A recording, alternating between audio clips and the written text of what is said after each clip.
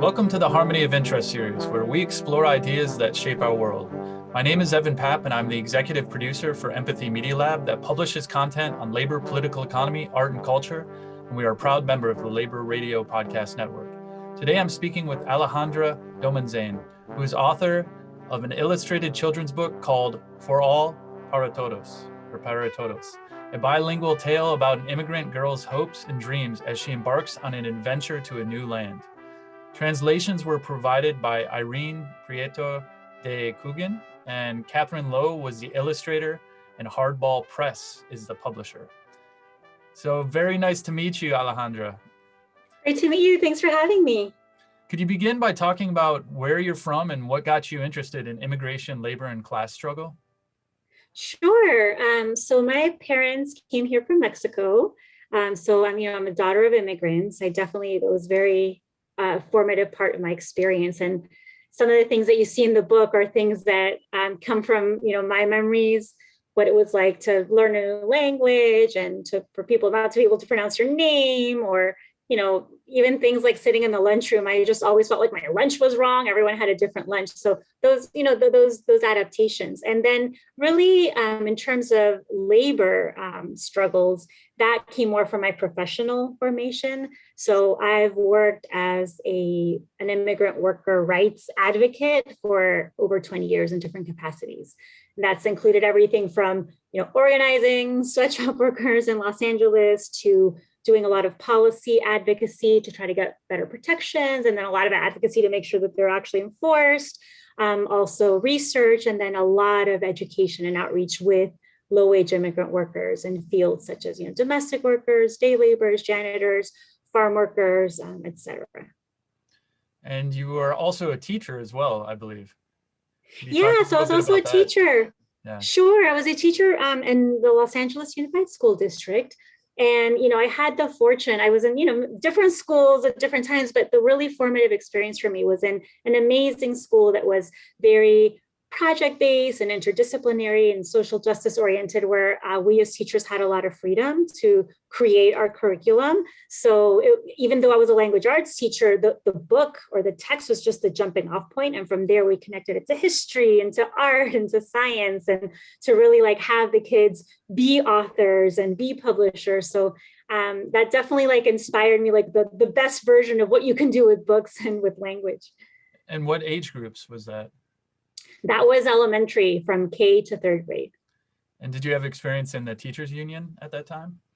At the time, this was a kind of a brand new charter school, so I didn't. And looking back now, there's definitely a lot of hardships that would have been addressed. For example, I didn't have paid leave, and I had 2 kids while I was there, so it was really rough not having that leave. And now, I'm a member of a union now, actually, through my current job, and it's just been so amazing to have that opportunity. And this, I was involved from helping to form the union and get our contract passed, and now really improving our language. So it's so great. I've been working with unions as partners my whole life, but now I get to see it from the inside, how to make our own union better. Which union? UAW. It's the Academic Researcher Division. Great. Yeah. So let's begin by asking, why did you want to write this book? Yeah, so I think 3 strands came together. The first strand is my experience as an immigrant worker advocate, and just being so in touch with the hardships that especially undocumented workers face and the situation they're in. And then the second kind of stream was my background as a teacher, and just really seeing the power of books, and especially a book that's designed to be an educational tool in the hands of a teacher that is ready to use it. And then the last stream was kind of being a parent and having school-age kids myself now. So I wanted to write a book that did 3 things. So one, that it portrayed things that we don't see enough in children books. So for example, there's many amazing books about historical labor struggles and, Cesar Chavez and some of the early unions, but there's just a handful that really talk about what are workers facing today.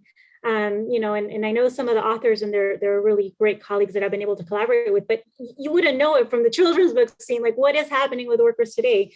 especially undocumented workers and the specific situation they face. So I wanted to show the problems that undocumented youth face, right? So the limitations and the unfairness. So part of it is showing the problems, but then the second thing is I wanted to show these same people as agents of change. Maybe I'm biased because I'm part of this movement, but just every day I see such incredible organizing and just laws and protections and just how workers themselves are standing up and making a difference.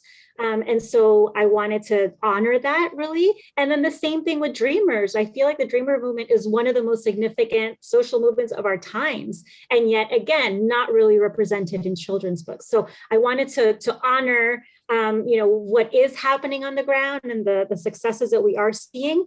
And then lastly, I really wanted to put the reader, right? So the child in this position where they can process for themselves. So there's, direct questions in the book. What do you think is fair in this situation? Or what do you care about? What do you want to write about? Because the character kind of finds writing as a tool for activism. So what are you going to do with your green pen, right? What is it that you have in mind that's important, that's worth doing? So I really wanted it to be a jumping off point to not just kind of be a passive listener, but then to consider your role in all this. Where do you go from here? Well, I read it yesterday, and as an adult, it's a pretty quick read, obviously, but it's a very beautiful story, and it is very emotional as well. And you also do both. It's bilingual, so it's in English and Spanish, which I really like. But could you talk about what the book is about? Sure. So in the book, it starts out, and you see a father and his daughter, and the daughter has this idea about what life is like on the other side of the border, very glamorized from television, that everyone has presents and white teeth and there's justice for all. And so when the dad lets her know that they need to leave because, their land can no longer feed them, she's very excited. She's thinking, I'm going to go to that incredible place that I see on TV. And so, you see kind of the pain of them saying goodbye to their land. It's a very hard decision. It's a really just heartbreaking decision to have to leave behind the place that has all your memories, where your loved ones are buried, where you grew up. And you see them make the difficult journey across the border. And when they get to the border, they see these flags, they're just a symbol of, we all came from somewhere, but now we're one, right? We're one land united. So when they cross, the border guard asks questions and gives them 2 papers with an X. And so you don't know what that means. You just, the girl has an idea that this probably isn't, in school X's are bad, right? So this can't be a good thing, but we don't know. And so as the story unfolds, you see what it means. You see that for the dad, he has low-wage jobs that are not fair. He is a farm worker. He works in the sun. He has low wages, and he can't speak up because of the consequences, right? That he can be deported. So he faces those situations. And then the young girl, after the cultural adaptation, she's ready to be, part of the society, to go to school. She passes the test, and then she's not let in, right? So she's locked out of opportunities. So that's how they find out what those 2 X's mean for them. And the young girl, has a role of a caring teacher who supports her, which, probably all of us can think back, right, to that one person that saw you and believed in you and gave you a vehicle. And so this teacher gives her a green pen and she says, write your story, write the stories of others. Others will relate, others will connect, others will change their mind because of what you wrote. And so she's able to do that. And, the book ends with her going on TV and joining others and, in a larger movement and really appealing, let's change these laws. Let's make things fair for, workers like my dad. Let's make things fair for students like me. And it leaves the reader with that question, what do you think is fair? What do you think should happen? What do you care about? What do you want to do as an activist? Yeah, it's a beautiful ending with her finding her voice and then coming together into the community. And I didn't mention it's also a poem and it's rhythmic as well. And there's one part where they're in Mexico and one day her dad said, "Flor, we're leaving our land. The fields have all turned into dust and dry sand. We cannot grow corn with so little water. Our land cannot feed us, my dear darling daughter." And so those issues of drive, that is the push and pull oftentimes of immigration, is the fact that the ability to provide sustenance where you're at is leaving and is gone and disappearing. So that's also what drives you. And then, hey, can I just comment really quickly on that? I didn't put it in the book, but obviously, you could make these connections as an educator. Why did that happen? I mean, you could talk about climate, but you could also talk about unfair trade agreements, right? That drove a lot of farmers out of business in Mexico after NAFTA, for example. And it's also kind of snuck in there that the daughter asked, well, why can't you get a job in the factory? And, the dad says the jobs are unsatisfactory because what happened was the mom worked there and she died because of the chemical exposure. So that's the other thing, right? We have a lot, like, what's our complicity? This isn't in the book, but, what's our complicity as the US with, we set up these jobs of maquiladoras and manufacturing that are also low-wage exploitative jobs. And so, a lot of people don't have many other options rather than to immigrate. I actually pulled another quote exactly about that. The father said, I've tried, said her dad. It was unsatisfactory. The machines and the chemicals filled me with fear. At work, mom got sick after only a year. I couldn't save her, but can save you, my dear. And that really is, I mean, it's really kind of heart-wrenching that that's going on. And another aspect is the water problems in Mexico have to do with the fact that a lot of it's dammed up river. And there are ways to figure out how to get more water down to Mexico to make it a much more fertile valley, kind of like that you have in California, or that we have in California. But you need to invest and build things and create that water infrastructure that actually allows that. And so one other thing, that the question of the father comes to the US and the daughter's asking him, like, you're working so hard. And this part really got me too. Last Christmas, you said we couldn't go shopping. Why don't you have money if you work without stopping? Your jobs are so hard, it doesn't seem fair. The boss takes the money. Why can't he share?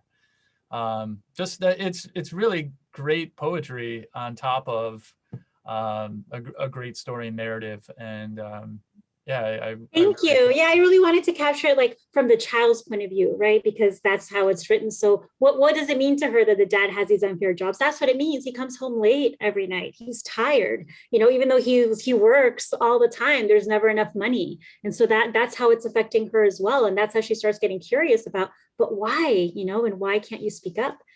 I think the other line that I think is kind of a pivotal one is when, she gets to the school and she thinks, like, I passed the test. I'm like, I've earned this, right? And like, all of my dad's sacrifice was worth it because he believed in this country. He believed in me. And then she gets there and there's another guard.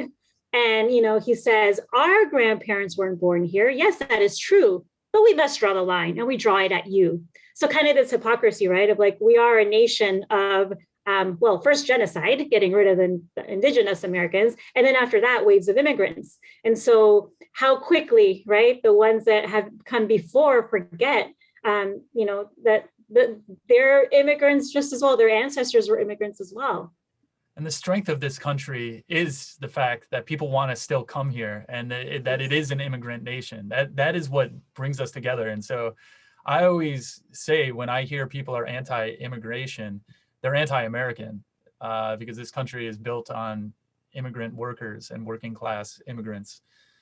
And then at the other side is you have a lot of geopolitical competition, and we need more workers and we need more people. People are wealth. People bring wealth to your country, and to drive that away is absolutely absurd and anti-American. So. But that's what you're trying to do with this book, and I really appreciate it. So yeah, one more note on kind of what's American, what's anti-American. Yeah. The other thing, the point kind of that I wanted to make is that protesting is patriotic, right? Like advocating for change is actually, it's someone who cares enough about the country and believes in it enough that it can live up to its ideals, and then it's willing to do the hard work to help get it there. And so, she's very clear about that. She says, this is my new home. I'm proud of my country. It's because she feels she belongs and she cares that she, has the courage to take the risks to speak up. So just to say, at a time when, taking a knee or any other range of things is seen as unpatriotic, I actually feel the opposite. That's like the most patriotic thing you can do, to love your country enough to hold it up to its own ideals, which is justice for all. And at the end of the book, you do provide some historical overviews, and you provide questions. And what's your experience been reading this to children? Yeah, so actually, when I was doing, I was writing it, and it was in draft form, and I did a reading with a fifth grade class. And after it was done, the kids were silent. They were just completely enthralled. And then when I finished, one little boy asked, "Well, but does that happen in real life?" And I was like, "Oh yeah, actually, this is based on, on real." He said, "Well, you should put that in the book." So the idea to have the background issues actually came, from one of the children, because I want to know now. Now I'm curious, what's really happening in the real world. So that, and then the discussion questions are meant to be tools for educators, for parents to how, to start those conversations with their kids. And what is your writing process like to get into a little bit of how you make the chili? Well, I mean, to be honest, I've always loved writing, but more for me than for like an audience or in like professional context. But after the election of Trump, I just found myself I'd be reading books to my kids, and I would just get like tears in my eyes. I remember reading like a Dr. Seuss book about a person's a person, no matter how small, and I just felt this need, where's the book that I want to read to my kids about, these issues that I care about, undocumented workers and youth. And so I just thought, I'm just going to write it. I'm just going to write it. I didn't know if it was just going to be for them. I had no clue how anything worked, how the publishing industry worked. And I just stumbled my way in all the way through. I was lucky enough to get eventually, hooked up with Hardball Press, and they took on the book, and it's been just an amazing process. I think the benefit of having a publisher who is really doing this out of just conviction. It's a labor of love. It's not just a business that, and because they're independent and small. I feel like I got to be a part of the process the whole time. I think in traditional bigger publishing, you turn in your manuscripts and then that's it. You see it when it comes out the other side. But here, we edited together. We thought about the illustrations and the design and everything all together. And now even also getting the word out about the book. Because there's no team at a big publishing house that is going to do social media and events and bookstore stuff. So it's just us, and it's just us doing it the old-fashioned way, just reaching out to people who care, reaching out to the teachers unions, reaching out to the labor and immigrant rights organizations, to educators, to librarians, right, to families. So that's how we're doing it. Awesome. Yeah. And Tim Sheard is absolutely passionate as a writer, as a trade unionist, as a nurse, as a social justice person as well. What was it like working with an illustrator? Oh, I got so lucky with Catherine. So again, I just being clueless that I had to find my own illustrator. So it's actually a weird story. I work in UC Berkeley School of Public Health. In that building, there's this gorgeous mural in the stairwell, and every time I passed it, I just like took my breath away. And she had put her email on the bottom. And so, I just said, I'm going to contact her. At least she must know, besides being an artist, maybe she can just hook me up with someone else who can, does children's books illustration, or where you find these people. And so we met, and it turned out she was actually really interested in the project. And we, from the very beginning, we started working together. Great. And what about the translator as well? I presume you just sent over some of the English and Spanish translation that you already had, and maybe a little help with the editing on that side? Yeah, so, I wrote it in English, and then, in English it rhymes, and, it's a very specific structure you need to have for it to work as a poem. And I thought, oh my goodness, Spanish is my first language, it's my native language, and I'm very fluent. I actually do a lot of translation interpretation professionally. So I have the skill, but I just felt I don't know how to turn this into a poem in Spanish. It just seemed beyond me. So, so Irene, definitely took the first crack at doing that. And I think she did a beautiful job of, it's not the same structure and it doesn't rhyme necessarily, but it's very lyrical, it's very poetic. And then it was easier once she had done that for me to then look at it and make edits on top of that. So I think it ended up working out.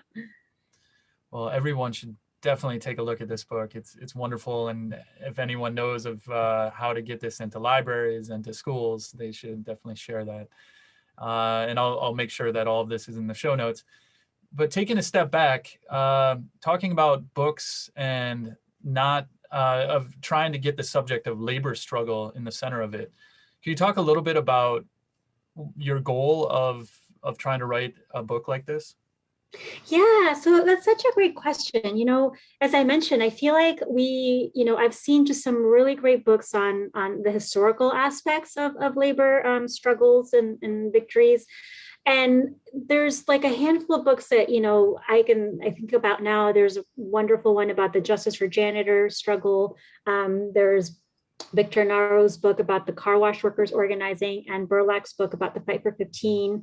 Don Cantunatiu has one about wage theft in a restaurant setting of a non-documented worker. So, there's some out there that are awesome. And like that, I feel like my little book fits into that family. But there's not that many, there's not that much just focusing on what are workers facing today and what's being done. I think for me, that's the most exciting thing, that there's just movements and coalitions and just such a vibrant scene. And so I think that's just really empowering to hear about. I think the danger when you just focus on the historical stuff and stop there is that kids kind of get the message like, oh, okay, so it's solved, right? Cesar Chavez took care of it, check. Oh, schools are desegregated. Good, we're done. Oh, women got the vote. All right, equality. And so I think you really have to follow it up with, no, like for the new generation, we need you. There's still so much work to be done, right?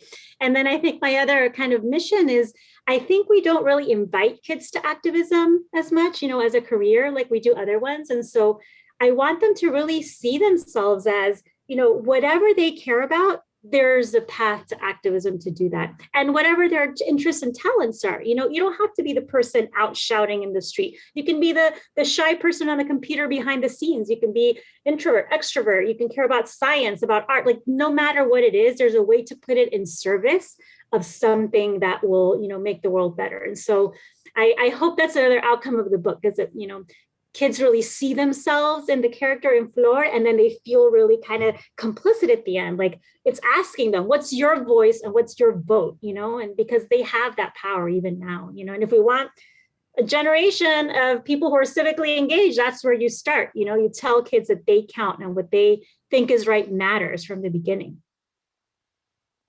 Alejandra, I think that's a great closing. Do you have anything else that you'd like to add? No, thank you so much for your show and the work that you do. And yeah, and just, for anyone that's listening, that's interested in this topic of activism in children's books or, labor rights, I'm always happy to talk more and to connect.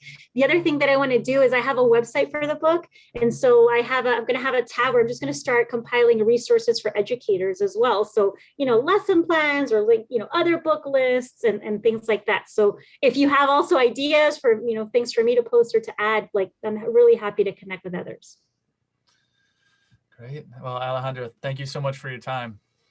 Thank you. And all the work that you're doing. And I think the long-term project is generational, and the youth are the future. And that's where we need to invest so much of the education, and you're doing it. So I really appreciate all the work you're doing. I agree. Thank you.